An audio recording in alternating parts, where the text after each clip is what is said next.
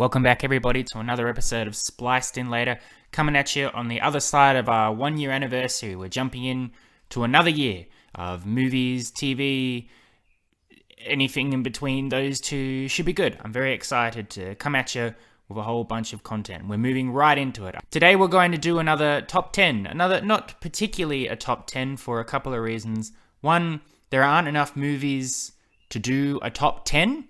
There's only enough movies to do a top 9, but I'm also knocking it down to a top 8 because I haven't seen the 9th movie of these bunch of movies. But I do really want to talk about this director and talk about these movies specifically. So I'm going to make my own rules and do my own countdown the way I want to. And y'all will just have to deal with it, which I'm sure you will. Once again, thank you all for listening. I appreciate you all very, very much. We're going to jump right into it. Today, I want to rank all the movies, basically, that acclaimed film director Quentin Tarantino has done. This isn't necessarily a top 10 or top 8 or top 9 or whatever, because it's every single thing they've ever done. However, I like each and every one of these movies that I'm about to rank. So while we'll start at the bottom, it doesn't necessarily mean that I don't like the movie. Every single one of these movies, fantastic for varying reasons, but there is a clear ranking system to them. I like some of these movies a lot more than others, which we'll get into as we get into the countdown. I know quite a few of my listeners who are not Quentin Tarantino fans. Maybe they haven't seen the movies, maybe they don't particularly like the man, maybe they don't particularly like the messages of the movies or the things they've heard about, by which I mean they haven't actually seen it. I understand that because I was guilty of that until only a few years ago.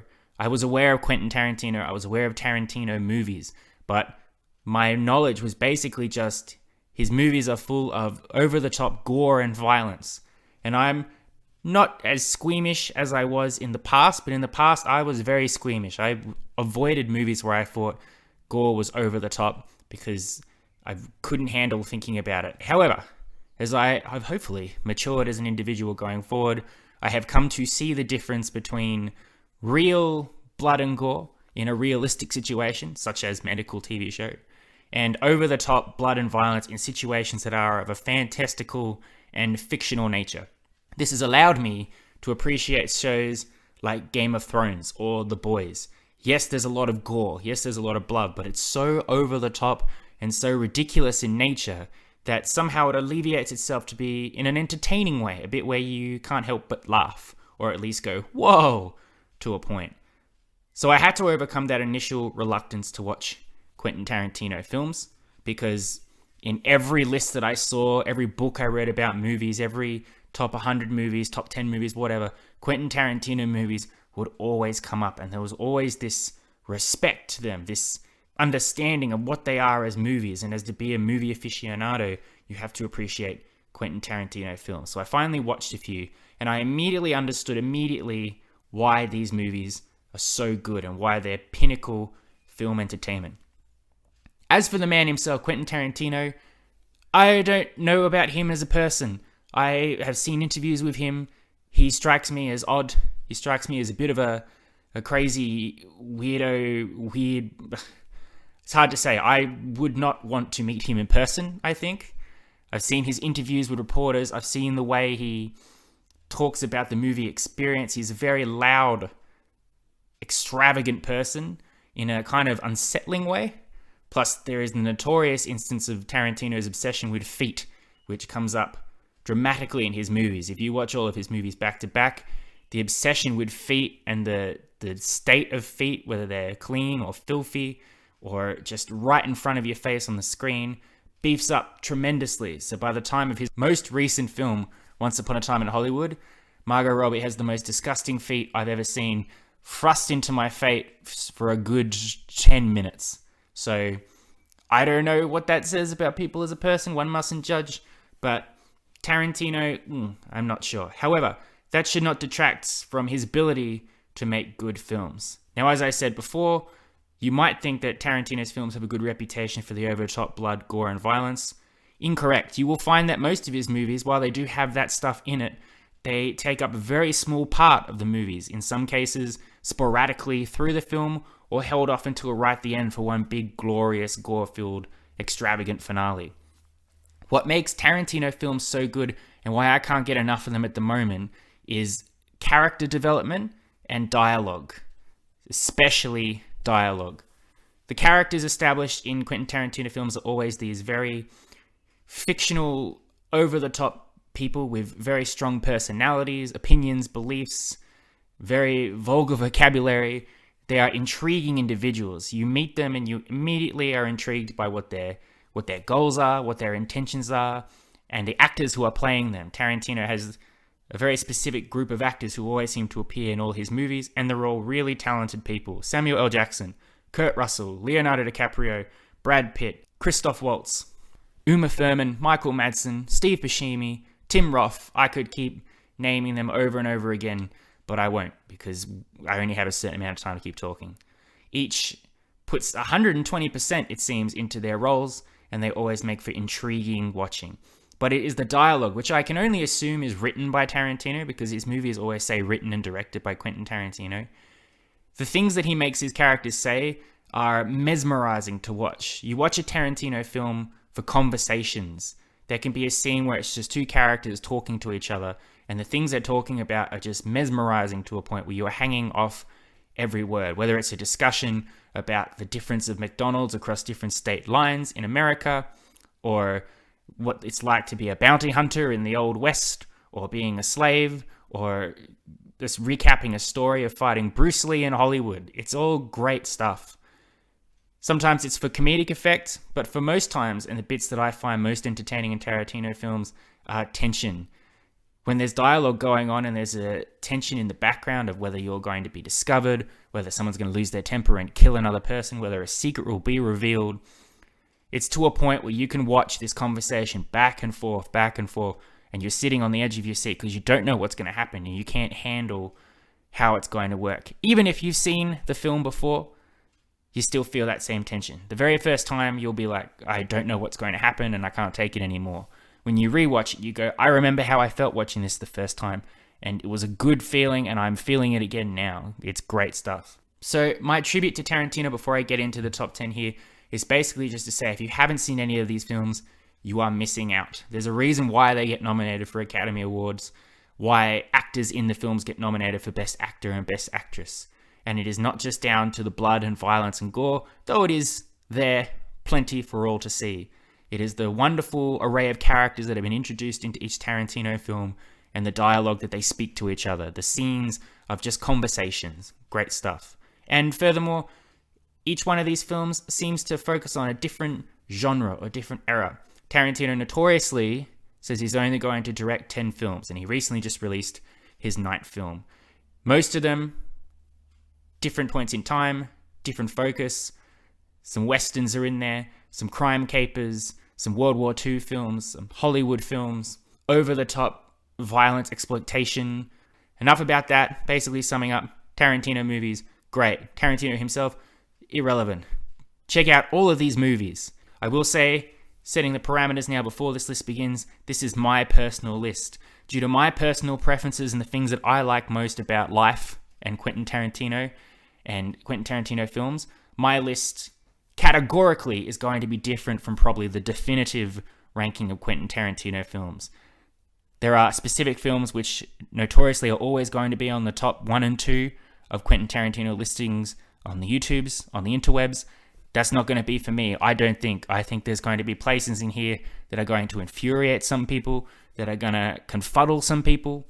But in terms of what I like outside of these movies as well, my personal likes in things going on in the world has absolutely impacted my ranking of these movies. So once again, as with all rankings, if this list upsets you, that's unfortunate. Feel free to let me know your own list. But again, remember, this is just my opinion and my opinion only. This is not the opinion of the whole world at large. Very much not. So keep that in mind as we move forward. All right, let's rank the top 8 Quentin Tarantino films. And I say top 8 because I do want to give a brief mention, I can't say honorable because I don't really know, to the movie Death Proof. Death Proof is the only Quentin Tarantino film that I have not watched. I don't know when I will watch it. From what I know about it, I feel like even if I waited and did my ranking after watching this movie, it would still be on the bottom. I'm sure it's a great movie. I'm sure it is up to Tarantino's levels of quality that he has produced in all these other films. But it is harder for me to acquire in terms of my need to watch it.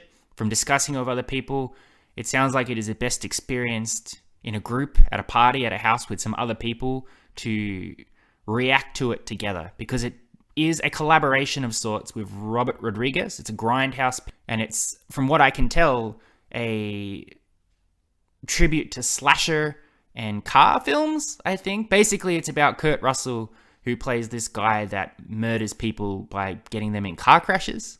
It sounds ridiculous and over the top, but that's pretty much what a grindhouse film is. If you don't know what grindhouse is, it's very gory, over the top action pieces. I think it would be fine. I'd probably enjoy it, but I don't think I'm going to get too much out of it. And I don't want to keep waiting to do this ranking until I watch Death Proof, knowing what I know about it and being pretty confident about that. But that said, Death Proof can't be ranked on here because I haven't seen it, and I'm not about to put it last when I don't know. So that's just a word of warning there. Who knows where Death Proof will be on this list? Death Proof will not appear on this list, but that's not me saying don't watch Death Proof. If you have it available to you, if you want to watch it, if you watch all these other films and want to watch Death Proof, by all means go for it. I'm certainly going to one day, but get that out of the way. Death Proof, not on this list. Don't think it would make huge much of a difference. What we are starting with for our 8th spot is The Hateful Eight, Tarantino's 8th film, which came out in 2016. Now, again, I have to reiterate that just because The Hateful Eight is at the bottom of this list doesn't mean it's a bad movie or I don't like it. It was very hard to pick a movie to be at the bottom of this list. But when it came down to it, what The Hateful Eight is good at in terms of dialogue and tension, everything I suggested before, it just falls short instead of the overall payoff and the way the story collaborates together to have a satisfying overall conclusion to everything that's going on.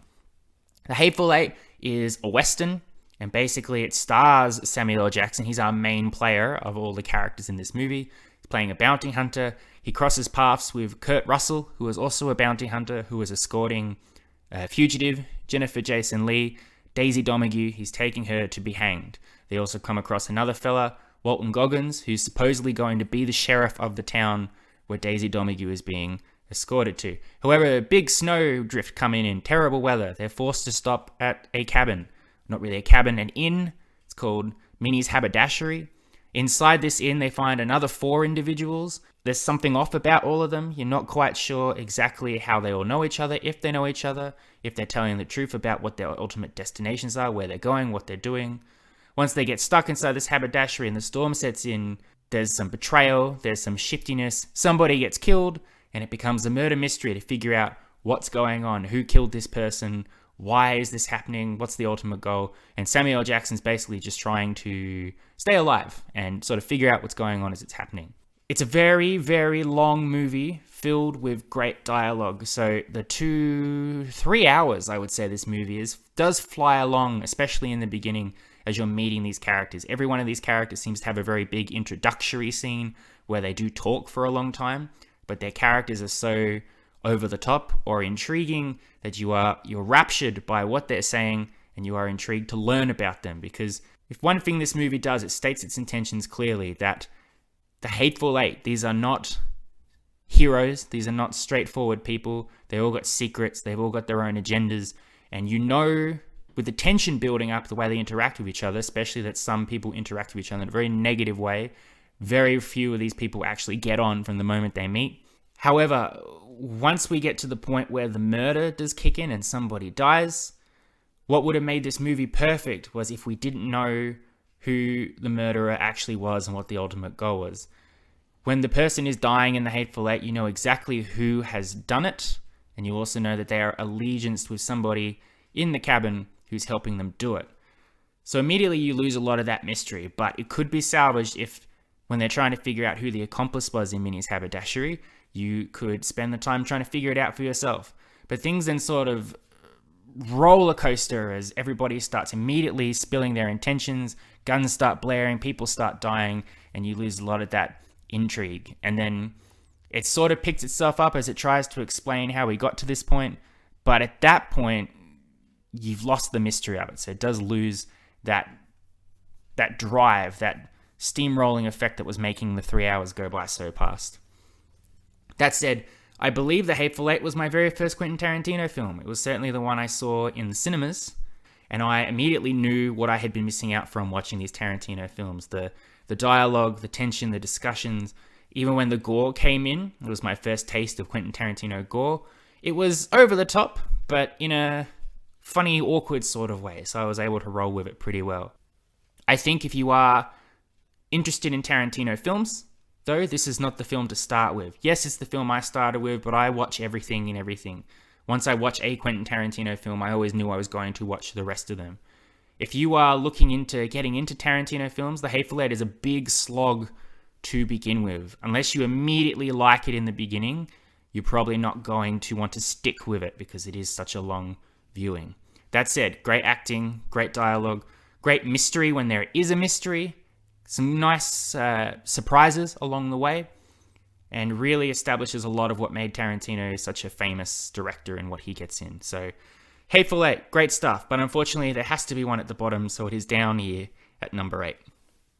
Coming in at number 7 is Jackie Brown. Jackie Brown is Tarantino's attempt at a crime caper, I think. He did do a crime caper as one of his first movies, but this is one of those thinking ones. I also want to say it's kind of a tribute to blaxploitation in terms of our main character Pam Grier as Jackie Brown.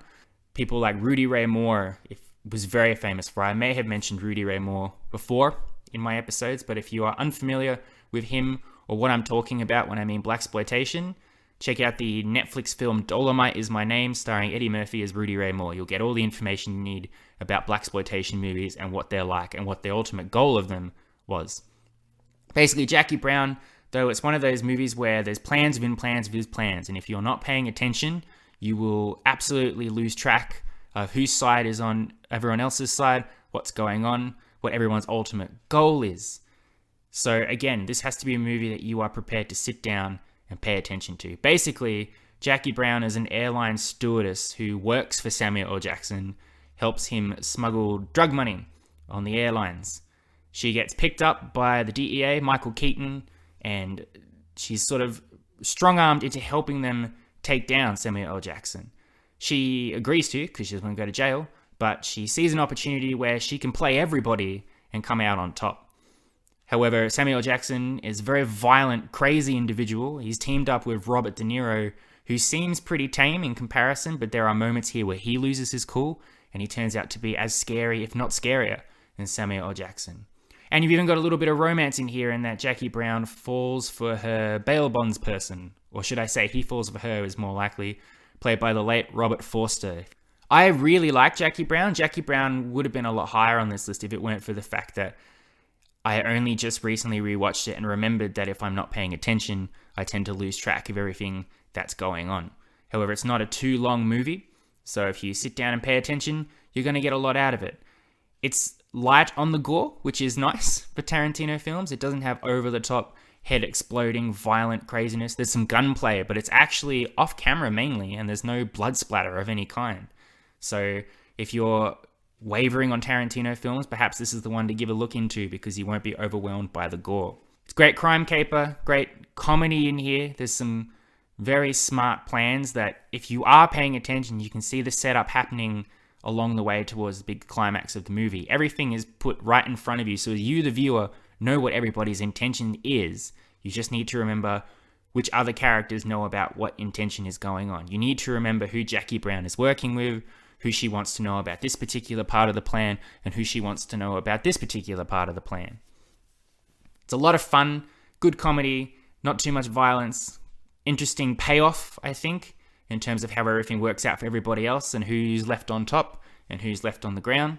Easier to watch for a new-time Tarantino aficionado than The Hateful Eight, which puts it a bit higher up here on number 7. Coming in at number 6 is Kill Bill. Now, technically, to experience Kill Bill, you have to watch it as two movies. There's Kill Bill Volume 1 and Kill Bill Volume 2. But since Tarantino shot this with the intention of it being a 4-hour movie extravaganza, and because Kill Bill Volume 1 really doesn't resolve anything, it just sort of stops, and then you have to go right into Kill Bill Volume 2, I'm going to treat this as one film. Nobody, I think, after seeing this will ever go back and go, you know what, I want to watch Kill Bill Volume 2, or I want to watch Kill Bill Volume 1, but I don't feel like watching Volume 2 this time. It's one story, just split up for the purposes of people who are going to the movie theater won't wet themselves waiting for the movie to even get to a halfway point. Kill Bill is a very fun, exciting, over-the-top Tarantino film. This is the one I mean, with gore, splatter, a tribute to action films of the past, with slashing samurai swords and over-the-top villains, mafia bosses, everything like that. Kill Bill is very exciting from start to finish. Basically, if you're unfamiliar with Kill Bill, Uma Thurman plays a character called The Bride. We only know that she's the bride because she was shot on her wedding day by a mysterious man called Bill and his henchmen, his 4 Deadly Viper assassination squad members. She immediately remembers what happened to her and who she has to go and kill, but we as the viewer don't know anything about her previous life or her relationship with Bill and these assassins, this Deadly Viper assassination squad. But we learn it as we go forward. Part 1 is basically devoted to her attempts to track down Lucy Liu, who's a member of Bill's assassination squad.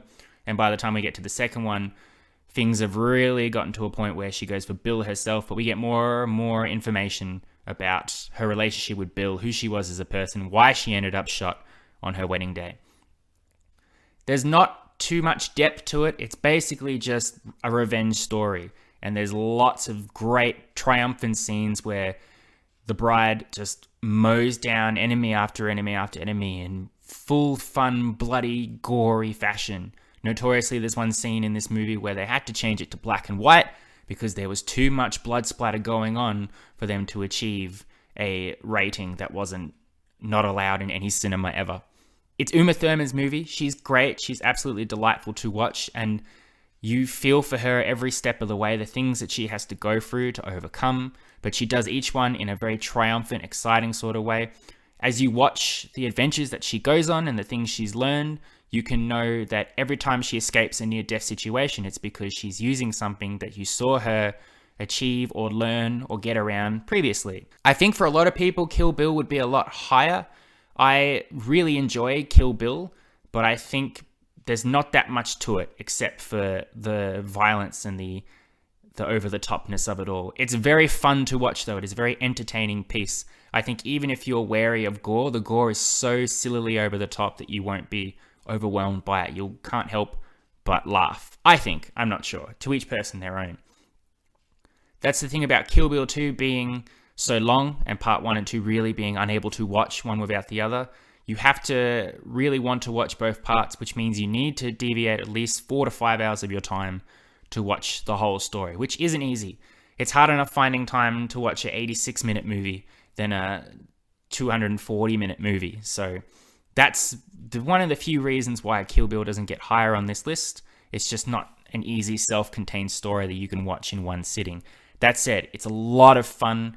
It's great tribute to those over-the-top slasher films. Uma Thurman's great. The relationship with Bill is great. The mystery of learning who all these characters are and what this whole assassination squad's going on about is absolutely appealing and definitely worth its spot here on number 6. Coming in at number 5 is Tarantino's first official film, Reservoir Dogs. Now, complete opposite of Kill Bill, Reservoir Dogs is only 89 minutes. Very easy to watch. It's also his very first film, so the production quality isn't as extravagant as with later editions. This was a time when Tarantino wasn't this well-respected actor who brought in these really entertaining movies that people would sink billions of dollars in to make the production up. It is a very simple story about a group of bank robbers.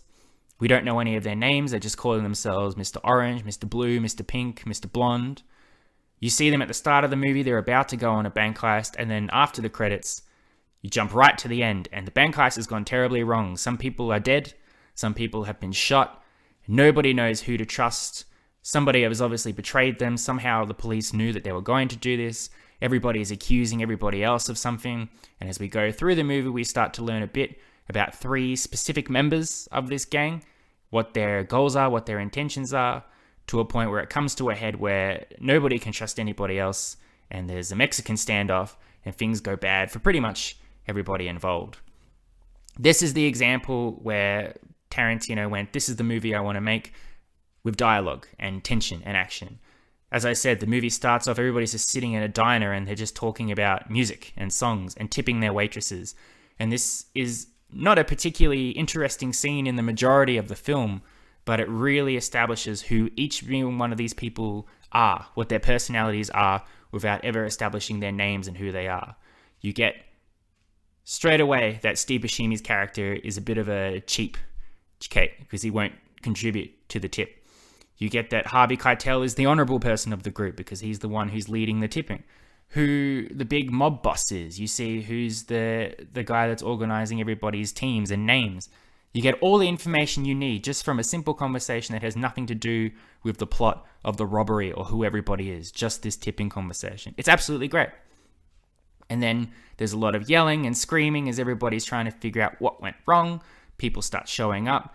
Again, gore, blood, people are dying. But you are absolutely held to the point of what went wrong. Who is the traitor? Who are these people? Are any of them salvageable as human beings? Is anybody going to make it out of here alive? I used to have Reservoir Dogs a lot higher on this list, but on rewatchability, once you know the twists and turns of Reservoir Dogs, it's not as appealing as it was in the beginning because you can spot what's going on. That's the benefit and lack thereof of whether you're in a long movie or a short movie. I just said that Kill Bill, it's hard because it's too long, so it's hard to put it in an easy viewing. Reservoir Dogs is too short, in my opinion. I think that I would love to learn more about the other characters rather than the three that we specifically focus on in this movie. There's a lot of, these are the characters we're going to focus on. We're not going to worry too much about establishing the character and personality of the other characters outside of the original conversation we had at the start of the movie. So you do feel like you're missing something. And I've looked online and apparently there's accompanying text that Tarantino has written. He allowed for certain parts of the story to only be included in tie-in material, video games, stuff like that, which isn't for me. I want a movie to tell me what I need to know. I don't want to watch something and then have to go, if I want to learn more about this, I have to buy other material. It's very notoriously what Star Wars is up to at the moment. They make a movie and they put all this stuff in that they won't reveal any information about, and when you want to learn more, they go, oh, well, you have to read this book to understand what that meant in the movie. Or if you want to know what's going on in that person's mind, you've got to play this tie-in video game. It's like, no thank you. I just want to watch my movie. That said, Reservoir Dogs is a perfect new to Tarantino film to watch. As I'm ranking this film movies, my top few are not ones that I would recommend to people who have not seen a Tarantino movie before. One of the top three I took a friend to see at the movie theater, and they, after the first 40 minutes, went, what am I watching? What exactly is this? This is not like any movie I've ever seen before. Reservoir Dogs, it's the very first one. Perfect entry point for people who want to get into Tarantino, what it is like to watch his movies, how dialogue works, everything like that. Reservoir Dogs, number 5. At number 4, shockingly for people probably, is Pulp Fiction. Yes, I know Pulp Fiction should probably be number 1. It is apparently Tarantino's masterpiece, and I agree. But again, my list is ranked based on my personal likes. And as much as I love Pulp Fiction, the 3 movies that come before it have things in it that I, as Spliced In Later, as Jordan, like more than Pulp Fiction. That said, Pulp Fiction is quintessential Tarantino. It is everything that makes him famous. His dialogue, his conversations, his tension, his blood and gore, his love for pulp. I guess that's why it's called Pulp Fiction, but old-timey films, stuff like that. There's a lot going on in here. It's a story in 3 acts, and it's not told linearly, if that's a real word. Basically what I mean is that the scene that you see at the start of the movie is not necessarily the first scene in the chronological events of the movie. It's famous for John Travolta and Samuel L. Jackson dressed up in their suits with Sam Jackson's perm, going around talking about a Royale with cheese from McDonald's, having discussions about cleaning up their car because there's a whole bunch of blood and brain in the backseat. But there's a lot more to it. It's a very interconnected, weaving story that if you're not paying attention to, you will not really get everything. But if you are paying attention, it's very clever how every story weaves together, whether it's Travolta and Jackson's adventures as hitmen, Bruce Willis as a boxing man who owes money to people that are involved with John Travolta. Christopher Walken shows up for a lovely cameo about smuggling a medal out of a prisoner of war camp. Harvey Keitel's here for a bit too. And of course, Uma Thurman, who looks great as obviously our poster for Pulp Fiction, which is her lying down with her feet obviously on full display, very Tarantino. Pulp Fiction is mainly just dialogue, I think. Dialogue for all of Samuel L. Jackson and John Travolta's scenes mainly, and Bruce Willis is our star in terms of the action department, the adventure that he goes on. It's really hard to explain Pulp Fiction because it's a lot of moving parts that require you to not be spoiled on the movie to really point out how it all sort of weaves together, particularly Bruce Willis and John Travolta or Ving Rhames or everything that's going on in here. But it is also not a too long film. It's only a little bit longer than Reservoir Dogs. It has a lot going on, lots of Tarantino's favorite actors, fantastic dialogue scenes where people are just having conversations for ages at a time, and everything does weave itself nicely together, so there's nothing left over where you go, I don't understand how that came in, or that scene didn't make sense. Every scene is relevant to the plot. Again, I wish I could talk more about Pulp Fiction, but I think it is a movie that cannot really be explained. It's just a tribute to that type of cinema and worth looking into. If you like movies, if you are trying to be a big movie aficionado, or if you appreciate what it takes to make a movie or what goes into a movie, Pulp Fiction is a prime example of that. Pulp Fiction is like a love letter to movies, essentially. Fantastic stuff. I know it should be much higher on a proper Tarantino list, but for mine, it's number 4. For number 3 is Once Upon a Time in Hollywood. I won't focus too much on talking on Once Upon a Time in Hollywood because it already got a big extravagant focus when I did my top 10 movies of 2019. Suffice it to say, I know a lot of people aren't too impressed by it. I don't think they think it's particularly good for a Tarantino movie or even a movie in general, or however you want to talk about it. Again, this comes into my personal beliefs and love because I love Hollywood. Particularly, I love the golden age of Hollywood that this movie is set in. A brief recap, as I did before in my top 10, Leonardo DiCaprio plays a washed-up actor called Rick Dalton who's trying to still be relevant when he's clearly being shunted out, while Brad Pitt is Cliff Booth, his stuntman, very easygoing guy who's just taking life one day at a time. They live next door to Margot Robbie's Sharon Tate, who infamously was horrifically murdered along with her unborn child by members of the Charles Manson family. However, this is a bit of a spin on that tale, and it is a underlying factor. Everything that happens at Sharon Tate's house is saved for the end of the movie. Our main movie is just these characters moving around Hollywood. So they encounter people like Bruce Lee. Rick Dalton spends a lot of time just on the set trying to learn his lines and get a particular acting gig in motion. And Brad Pitt is just driving around Hollywood, just doing whatever he wants when the mood takes him. This has tons of great dialogue, but what I love about it is seeing Hollywood in action in that old time, which again is specifically my love, my opinion. I don't know if this is intriguing for everybody. On the opposite side of that, just seeing DiCaprio put all his emotion and weight into this washed up actor who's just trying to stay relevant. People are telling him he's a has-been, he's past his prime, he should just give up. But he refuses to, and he's so hard on himself and his need to pull off a great scene and make a comeback that it is mesmerizing to watch him. And it's also fun as a movie within a movie when you're watching people film something else. It's very trippy to have that displacement, which is great. The gore in here is light. It's really saved for the end of the movie. Then it's up there in extravagant fashion. Again, Once Upon a Time in Hollywood may not be everybody's Tarantino cup of tea, but for me, I can't get enough of it. I've rewatched it a few times now. I really appreciate it for what it is, for what it's trying to do, for what its tribute is for. I would put it at number 1 if I was completely sycophant, but I do recognize a couple other Tarantino films that are a bit better than Once Upon a Time in Hollywood. For our number 2 film, it's Django Unchained. Django Unchained is so much fun, I think. It's very guilty pleasure sort of Tarantino film. Jamie Foxx plays Django. He is a slave who is eventually set free by Christoph Waltz's Dr. King Schultz, who's probably the only nice white man in this whole film. Then they go on a bounty hunting spree together, which eventually leads to them coming across Leonardo DiCaprio's estate.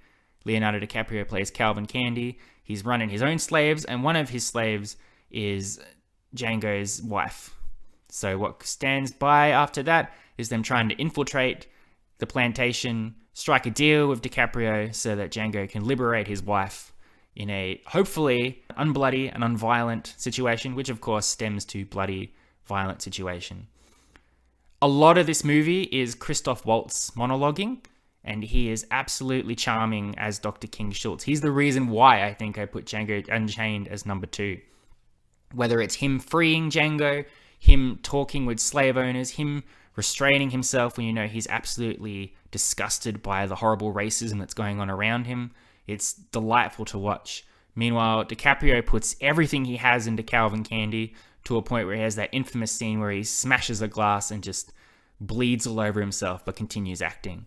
It's really great. It's over the top. It's over the top in the same way that Kill Bill is in terms of killing the slaves. There's some comedy. There's a lot of comedy in here considering the subject matter that's being done. And it is a very triumphant movie. You do watch it knowing that it's very unlikely that Django is not going to get what he wants. But the way that he brings about the incredible hand of justice upon these racist pieces of shit is just truly delightful to watch. I love Django Unchained. I would have put it at number 1, but having rewatched all these movies before making this list, I had to give number 1 to Inglourious Basterds. Inglourious Basterds is everything I love about Tarantino. It's the blood and gore, but not to an over-excessive amount. It's very interesting characters. Christoph Waltz is back in Inglourious Basterds as Hans Landa, who is this really terrible piece of work Nazi, but who you long to see in every scene of the movie. When he's not on screen, you miss him in a very sadistic, terrible sort of way. There's great tension because there's so many scenes where allies are trying to sneak past Nazis or Jewish people are hiding from the Nazis. Basically, anytime a Nazi is around someone who's a good guy, and it comes to a point where you don't know how it's all going to come together, but it all sort of comes together seamlessly, whether it's Christoph Waltz's Hans Landa just going to a movie premiere so he can catch some spies, Brad Pitt's Nazi hunting commandos who have a secret mission to do, but that doesn't end up going to plan, so they have to go about it another way, or our heroine of the film, Melanie Laurent as Shoshana. She has her own plan of revenge against the Nazis in Landa, and hers is the most appealing and intriguing of the revenge stories that are going on in this film. She has a great plan of how to get back at all the people that wronged her, and it's really exciting to watch. What really, really, really puts Inglourious Basterds number 1 for me, as I said, is the tension. There is an opening scene in this movie where Hans Landa goes to a farm that's hiding a Jewish family. They're under the floorboards. He's having a conversation with the owner. He's switching back between German and English, and he's drinking a glass of milk, and he's being charming and polite, and he's inches away from discovering these people, and when he finds them, he's going to kill them horrifically. But while he's doing it, he's being complimentary, he's all smiles and charm. It's a strange mixture of tension and intrigue and excitement, which I've rarely felt watching a movie, especially right from the get-go, from the very opening scene. And scenes like that are completely through this movie, whether it's downstairs in a bar, playing a game of celebrity heads with Nazis and trying not to let the Nazi know that you are in fact not German, or setting up a movie and having a Nazi knock on your door and is just obsessed with you to a point where you're just trying to go about your daily life, but he's obviously intrigued by you, but if he knows who you are, so much going on. I wouldn't say it's a perfect movie, but for me, it's the most entertaining Tarantino movie by far, the one that I can rewatch over and over again and still feel the same emotions that I felt from the very first viewing. So Inglourious Basterds, for me, number 1 of my Tarantino films. There you are. I hope you enjoyed that ranking. I'm sure I've angered a lot of people, but, if you want to make your own list, go for it. If you have no idea what I'm talking about, if you've not seen a Tarantino film, I hope you are intrigued by this list. I hope you are interested to try at least one of these movies. It doesn't matter which one. They're all good. Maybe take a bit of the advice that I threw in amongst the ranking there somewhere, just in terms of what will be easier for you as a first-time viewer. But when it comes to movies and film and what makes a film great, especially in the changing environment of today in terms of CGI and schlock and everything going on, Tarantino, at least, he always focuses on making a film, and it's always a passion project for him. He puts so much effort into it, trying to make it old-timey or as real as possible, that it's an experience to watch a Tarantino film. I'm intrigued to know what his 10th movie will be and whether he will stop after that, but for now, what we've got some good stuff, which I cannot recommend them enough by far. Thank you all for listening. Episode ran long again, so's about that. We'll keep it short next week. But until then, I hope you're all well. I hope you all look after yourselves, and I'll check in with you again next episode. You've been spliced in later. Adios, muchachos. I'll catch you next time.